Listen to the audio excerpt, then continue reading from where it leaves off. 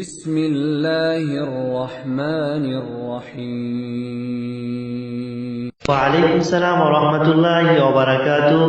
কেরালা থেকে এক দিনী ভাই প্রশ্ন করেছেন যে মৃত্যু ব্যক্তিকে কবরে রেখে মাটি দেওয়ার দোয়া কি। দেখুন, কবরে যে ব্যক্তি লাশ রাখবে কেবল সে ব্যক্তি নিম্নে দোয়া পাঠ করবে। দোয়াটি হচ্ছে এই, বিসমিল্লাহি ওয়া আলা সুন্নতি রাসূলিল্লাহ কিংবা বিসমিল্লাহি ওয়া আলা মিল্লাতি রাসূলিল্লাহ।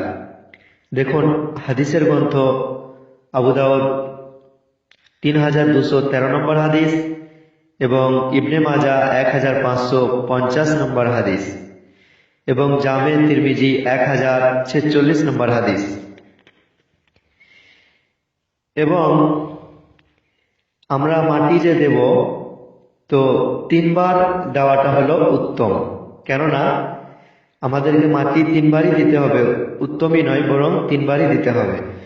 হযরত আবু হুরায়রা রাদিয়াল্লাহু তাআলা আনহু বলেন, আল্লাহর রাসূল সাল্লাল্লাহু আলাইহি ওয়াসাল্লাম এক জানাজার নামাজ পড়লেন, অতঃপর 3 বার মাইয়েতের কবরের উপর মাটি দিলেন।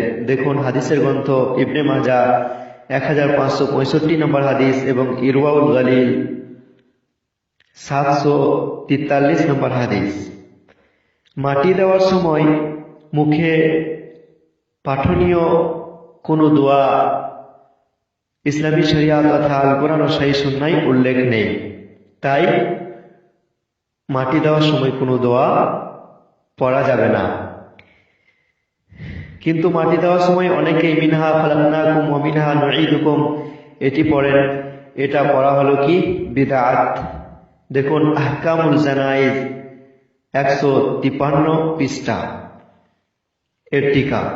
কথা হচ্ছে যে মিনহা খালাকনাকুম ওয়া মিনহা নুঈদুকুম এটা এজন্য পড়া যাবে না যে ওটা হলো কোরআনের আয়াত, কিন্তু কোরআনী দোয়া নয়। কোরআনী দোয়া যদি হতো তাহলে নিশ্চয়ই তা হাদিসে উল্লেখ হতো, বা কোরআনী দোয়া হলে তা পড়ার নির্দেশ দেওয়া হতো। এটা হলো শুধুমাত্র কোরআনের আয়াত, কোরআনী দোয়া নয়, তাই তা মাটি দেওয়ার সময় পড়া বিদআত।